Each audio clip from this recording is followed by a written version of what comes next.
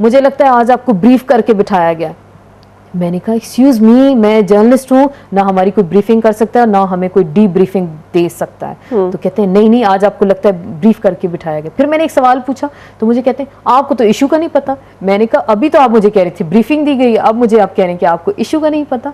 तो इस तरह की चीज़ें होती हैं समटाइम्स। अगर आप उनसे बड़ा क्रिटिकली जाके पूछें तो लेबल लगता है कि यार इसको तो फलानी पार्टी ने सपोर्ट किया, इसको फलां ने सपोर्ट किया। तो ये चीज़ें आती रहती हैं। अगर आप क्रेडिबल जर्नलिस्ट हैं तो आप अपनी क्रेडिबिलिटी मेरे ख्याल से आप उसको एक स्टेज पे रख सकते हैं। आप ये नहीं कि आप उसको बेच दें या फलां पार्टी के साथ अपने आप को एसोसिएट कर दें। आप डिफरेंट एंकर्स हैं, आप उनको देखें, आपको पता चल जाएगा। अगर कोई किसी लाइन पे बोल रहा है तो आपको पता चल जाएगा लाइन कहाँ से आई है। सही। तो व्यूअर्स मेरे ख्याल से फिर लाइन इतनी दूर से आई होती है कि उसको ट्रेस करना मुश्किल हो जाता है, मुश्किल हो जाता है और नहीं पता चलता कि जो बात कर रहे हैं इसमें कौन सा गैर मुल्की एजेंडा और कौन से मामला जो है। लेकिन नेशनल इंटरेस्ट के खिलाफ मैं हमेशा कहती हूँ कि आप कोई काम ना करें। आप मुल्क में रह के तो ठीक है सियासतदानों पे क्रिटिसाइज करें, लेकिन जब नेशनल इश्यूज की बात आती है, नेशन की बात आती है और पाकिस्तान की बात आती है तो आप पाकिस्तान की सबसे पहले पाकिस्तान होना चाहिए और अपने नेशनल इंटरेस्ट के खिलाफ आप कोई काम ना करें। अच्छा जर्नलिस्ट वही होगा। मुल्क में ठीक है डिफरेंट पार्टीज हैं, क्रिटिसाइज करें, आपका हक बनता है। आप मर्द जर्नलिस्ट कैसे लेते हैं? मर्द जर्नलिस्ट मेरे ख्याल से वो ज्यादा बेहतर बता सकते हैं। नहीं, खवातीन को कैसे लेते हैं? खवातीन को समटाइम्स दबाने की कोशिश की जाती है कि हमें ज्यादा पता है, हमारे अंदर ज्यादा नॉलेज है, हम ज्यादा बेहतर जानते हैं इश्यूज को, हमारी ग्रिप ज्यादा है। ये तो खवातीन है, इनको क्या पता। ठीक है थोड़ा सा इन्होंने पढ़ लिया होगा, जाके प्रोग्राम कराती हैं। तो अक्सर हमारे अक्सर बिल्कुल ये एक स्टेटमेंट बड़ा हमारे जो मेल कोलीग्स हैं, शायद आज मेरे पे ज्यादा ही क्रिटिसिज्म होगा, वो अक्सर जब वो बैठते हैं बात करते हैं, हम तो जितनी मेहनत कर लें हमें तो लोग नहीं देखते, आप लोग आती हैं तो सारे के सारे लोग टीवी स्विच करके आपको देख रहे होते हैं। तो मेरे ख्याल से एक खूबसूरत चेहरा कितनी देर उसको देखेंगे। आप रीमा को बिठा दें करंट अफेयर्स का प्रोग्राम करने, एक ही मेरे ख्याल से वो प्रोग्राम करेंगे, उसके बाद लोग भी तंग आ जाएंगे कि क्या कर रहे हैं। तो मेरे ख्याल से ये चीज़ नहीं मैटर करती। आपका नॉलेज, आपकी रिसर्च वो ज़्यादा मैटर करती है कि आप कितने अच्छे तरीके से बोल रहे हैं, इश्यूज पे आपकी कितनी ग्रिप है। तो इस तरह की बातें वो चलती रहती हैं। अक्सर कहते हैं हमें तो प्रिविलेज नहीं मिला, हम तो मर्द थे, आप लोग खवातीन हैं, आप लोगों को तो फौरन से। क्या जवाब देती हैं इन बातों का? अक्सर फिर लड़ाई होती है, डिबेट होती है कि हमारी अगर खवातीन हैं तो वो अगर ठीक है आप आएँ, इश्यूज पे अगर बात करना चाहते हैं तो आप बैठें, आपसे ज़्यादा शायद इन्फॉर्मेशन मेरे पास हो। तो ये चीज़ चलती रहती है। लेकिन अक्सर मजाक में भी जो हमारे कोलीग्स हैं वो ताना देते हैं, हम तो मर्द थे तो हमारे साथ तो नहीं हुआ, तो खवातीन है इनको तो फौरन प्रिविलेज मिलता है। अच्छा, अब जर्नलिज्म जो है इस पे काम सोर्सेज पे होता है कि आपके कॉन्टेक्ट्स हैं, आपके सोर्सेज हैं जो आपको इन्फॉर्म करते हैं कि ये होने जा रहा है और आपको खबर मिलती है, और या फिर आपको अंदर की बहुत सारी बातों का पता चलता है। दो एस्पेक्ट्स है ना, या तो आप ओपन जो सिचुएशन है उसको एनालिसिस कर रहे हैं या फिर आप कोई चीज जो है वो लेके आ रहे हैं नई जो कि वो है। आप किस चीज को समझती हैं कि ज्यादा आपका एरिया ऑफ फोकस है और किस साइड पे आप एक्सेल करना चाहती हैं, एनालिसिस वाली साइड पे या फिर bringing up the issues and then? दोनों चीजों पे, एनालिसिस पे भी और रिसर्च। जैसे मैंने बताया था आपको शुरू में, रिसर्च एक सर्च है और दूसरी एक सर्च है, एक रिसर्च है। मुझे पीटीवी का जैसे मैंने आपको बताया था बेस्ट अवार्ड भी मिला था करंट अफेयर्स का, बेस्ट रिसर्चर का। तो वो एक शुरू से मेरे अंदर चीज़ है कि मैं किसी भी इशू पे जाऊं तो मैं उस पर भी रिसर्च करूं। कॉन्टेक्ट्स होते हैं आपके, बिल्कुल एक जर्नलिस्ट के लिए उसका सोर्स बड़ा मैटर करता है कि आपके सोर्सेज हैं, क्योंकि आपको जो डिफरेंट खबरें आती हैं पार्टी का, जैसे ऐवान सदर में कोई इजलास हो रहा है और आपको खबर आ जाती है कि जी वहाँ पे ये डिस्कस हुआ, ये चीज़ें हुई, तो आप फौरन ब्रेक करते हैं उस चीज़ को। तो सोर्सेज ही आपको बताते हैं, क्योंकि आप तो ऐवान सदर में मौजूद नहीं थे या रायविंड में कोई इजलास हो रहा है उसके अंदर आप मौजूद नहीं थे।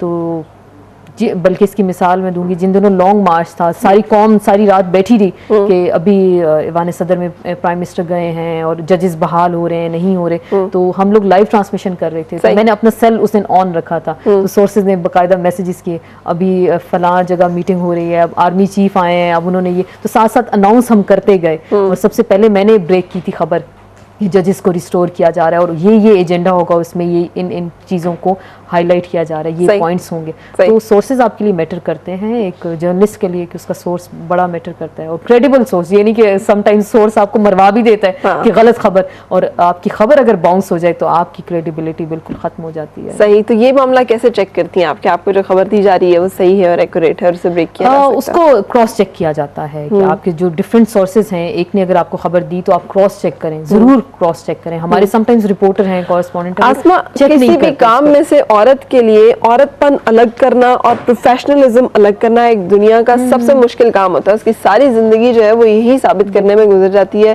कि मैं काम कर रही हूँ, लेकिन लोग उसे यही, वो लोग उसे टोटल पिक्चर में, टोटलिटी में लेते हैं। चाहे वो सोर्स हो, चाहे वो प्रोड्यूसर हो, चाहे वो इदारा हो, चाहे वो लोग जो व्यूअर्स हैं वो देखने वाले हैं, जब वो एक औरत को देखते हैं तो वो एक औरत को ही देखते हैं और वो बहुत कम देखते हैं कि वो जो काम कर रही है वो क्या है और वो कैसे है। हमारे माशरे की आप कह लें ऐसी हम लोगों की मेंटेलिटी ऐसी बन चुकी है कि एक तो हम डाइजेस्ट नहीं कर पाते। अगर कोई औरत आगे आना चाहती है, किसी भी फील्ड में आप चले जाए, बैंकिंग में ले लें, टीचिंग में ले लें, कोई भी फील्ड है, और मीडिया इसमें तो बहुत ज़्यादा क्रिटिसाइज किया जाए। सबसे पहले तो लोग आपके कैरेक्टर पे उंगली उठाना शुरू कर देते हैं, तो ये बहुत ईजी लेते हैं। मेरे ख्याल से लोगों के लिए बड़ा ईजी एक टारगेट होता है कि कोई भी हमारी खातून है या आप उसको इजीली टारगेट कर सकते हैं। तो ये चीज़ आपको दुख देती है समटाइम्स कि काश काश काश किसी हम प्लेटफॉर्म पे बैठे हैं और हम एक चेंज लाने की जो हम बात करते हैं, बातें तो हम बड़ी करते हैं कि हम चेंज लाएंगे, हम ये कर देंगे, तो शायद कोशिश है हम लोगों की कि लोगों की मेंटेलिटी, ये जो चीज़ है ना,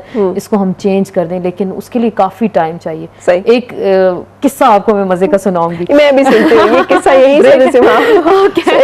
मेरी आज मेहमान आसमा चौधरी और हमारी गपशप बड़े मजे की चल रही है। अच्छा, क्या किस्सा था? किस्सा, आपने जैसे मेंटेलिटी की बात की कि पाकिस्तानी हमारी एक थिंकिंग है वो चेंज नहीं होती, ख़ुसूसन ख़वातीन के हवाले से। हम लोग अफगानिस्तान के, वहाँ मैंने एक डॉक्यूमेंट्री बनाई, विमेन अफगानिस्तान में ख़वातीन कैसे से रहती हैं। तो उन दिनों कैपिटल टॉक भी हमने वहाँ पे शूट करना था, तो जब वहाँ जाना, तालिबान से मिलना था, जब उनको बताया कि हमारी प्रोड्यूसर हैं और कॉरेस्पॉन्डेंट भी हैं, वो आपसे इंटरव्यू भी करना चाहेंगी, तो उन्होंने तो कहा औरत है, उसका क्या काम है, वो किस लिए आ रहा है। तो खैर जो हमारे सोर्स थे वो बात कर रहे हैं उनसे, तो उन्होंने कहा कि वो आएंगी, वो आपसे मिलना चाहती हैं, वो औरतों पर डॉक्यूमेंट्रीज बना रही हैं और आप लोग जुल्म करते हैं औरतों पर, तो वो जानेगी कि क्या आप लोग कर रहे हैं, तो पहले तो हमें बताओ उस औरत का क्या काम, वो हमसे क्यों मिलेगा। तो उन्होंने कहा नहीं, वो अब आना चाहती है तो पाकिस्तान से आई है तो आपसे मिलेगी। अच्छा, कहते हैं कौन है, उसने कहा मुसलमान है। अच्छा, फिर उसको कहना वो नकाब चादर लेके आओ, उन्होंने कहा नहीं वो लेके आएगी, सारा वो कवर करके आएगी। फिर कहता है वो तालिब है, वो जो तालिबान लीडर था उनका, कहता है कि अच्छा कौन है, पंजाबी है, पठान है, सिंधी है, कौन है। उसने कहा पंजाबी है। कहता फिर तो खूबसूरत भी होगा, उसको कहना मुंह छुपा के आए। तो ये एक थिंकिंग है, ये चाहे तालिबान ले लें चाहे पाकिस्तानी ले लें, सेम मेंटेलिटी एक है। तो खैर जब मैं वहाँ गई तो मैंने फुल नकाब लिया और वो बड़ा उन्होंने मुझे एक रिस्पेक्ट दी और सिस्टर कह के बात कर रहे। और मैं पाकिस्तान की पहली एक फीमेल जर्नलिस्ट थी जो तालिबान के एरिया में गई और तालिबान से इंटरव्यू किए, 2005 की ये बात है। तो मैं वहाँ पे गई और एक ये भी एक बड़ा एक ज़बरदस्त एक्सपीरियंस था तालिबान के साथ मिलना। और 8 घंटे की ड्राइव थी जहाँ पे उनके एरिया में हम लोग पहुँचे। जब मैं वहाँ पहुँची तो मुझे लगा कि मैं वापस कभी नहीं जा सकूँगी, मैंने क्या किया, लेकिन वो लोग बड़े अच्छे तरीके से मिले, बड़ी एक रिस्पेक्ट। अच्छा, एक सवाल अब मैं चंद ख़वातीन वाले सवाल भी कर लूँ ना कि शादी अभी नहीं हुई, घर वाले मेरे बिल्कुल पीछे पड़ चुके हैं कि अब बहुत हो गया। जब भी बात करते थे मैं कहती थी 2 साल दे दें, 1 साल दे दें, मैंने कुछ करना है, मैंने कुछ बनना है। तो अब मेरे डैडी कहते हैं तुम्हारी सारी ख्वाहिशें पूरी होंगी, सब काम तुमने कर लिए और अब बस ख़त्म, जो कुछ भी है अब छोड़ो, करियर भी छोड़ो। मैं कह नहीं, करियर मैं नहीं छोड़ सकती, लेकिन शादी के लिए घर वाले बुरे तरीके से पीछे पड़े। तो कोई आपकी इसमें डिमांड, कोई डिमांड नहीं, फैसला घर वालों पे छोड़ दिया कि मैंने ये कहा कि ठीक है आप लोगों का जो फैसला होगा और मुझे मंजूर होगा। बल्कि इतना टाइम नहीं मुझे मिलता, सिस्टर्स अगर मुझे छेड़ती हैं सम टाइम तो मैं कहती ठीक है ढूंढ लो मेरे लिए जो भी रिश्ता ढूंढना है, मुझे बता देना फलां दिन तुम्हारी शादी है, पहुंच जाना। तो मैं प्रोग्राम करके पहुंच जाऊंगी। तुमने तब भी कहना होगा कि मेरा प्रोग्राम हो रहा है, मेरी रिकॉर्डिंग अभी चल रही है, तो मैं अभी आ रही हूँ, लोग बैठे होंगे। तो घर वालों पे है। और लेकिन आप डेडलाइन मुझे इस साल की दे दी गई कि बस अब खत्म, जो भी है इनफ इज इनफ। लेकिन ये मामला बड़ा खतरनाक होता है, करियर के साथ शादी और शादी के साथ करियर जो है। समटाइम्स मुझे डर लगता है कि इतनी स्ट्रगल की, इतना सब कुछ किया और एंड में शादी और पता नहीं मियाँ कैसा होगा और वो आपको कल को पकड़ के बिठा दे कि बीबी आपने घर से बाहर नहीं जाना, आपने तो ये काम करना नहीं, आपने तो टीवी पे आना नहीं। तो ये चीज वो एक डर फील होता है कि पता नहीं मेरे साथ क्या होगा। अगर खुदा ना खास्ता ऐसा हुआ तो आप क्या करेंगी, छोड़ देंगी सब कुछ? आपने जैसे पहले कहा ना बागी लेडी लाइक यू बागी है, जैसे आपने मुझे कहा और मैं उस वक्त डर गई कि शायद पता नहीं मेरे साथ क्या होगा।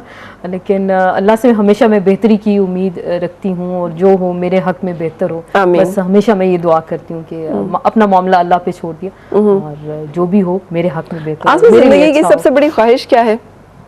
जिंदगी की सबसे बड़ी ख्वाहिश, जब छोटी थी तो मुझे एक शौक था, क्रेज था कि मैंने जर्नलिस्ट बनना है। अब और जब आप बन गई तो अब समटाइम्स मैं सोचती हूँ कि अब क्या रहा, अब मैं